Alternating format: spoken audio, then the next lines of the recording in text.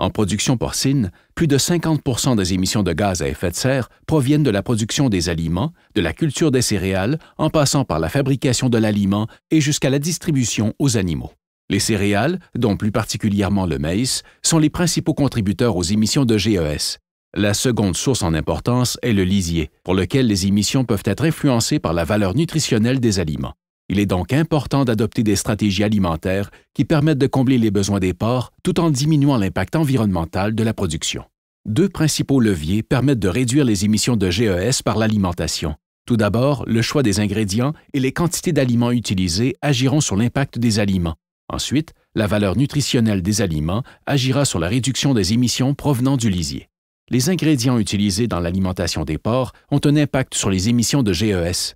Afin de les réduire, il est possible, par exemple, de remplacer les céréales par des sous-produits ou des coproduits d'intérêt. Il faut toutefois mesurer l'impact de ce remplacement sur les performances des porcs afin de s'assurer que ce changement demeure globalement bénéfique en termes de réduction des GES. La valeur nutritionnelle des aliments affecte également les GES par son impact sur les émissions provenant du lisier. L'objectif est d'ajuster la valeur nutritionnelle de manière à affecter positivement l'efficacité alimentaire des porcs pour réduire les rejets en protéines brutes et limiter les quantités d'ingrédients utilisés. Il est important de viser des performances égales, obtenues avec moins de nutriments ou d'aliments, ou de viser de meilleures performances avec les mêmes nutriments ou aliments. Dans les deux cas, il y aura une réduction des rejets en nutriments sous forme d'azote.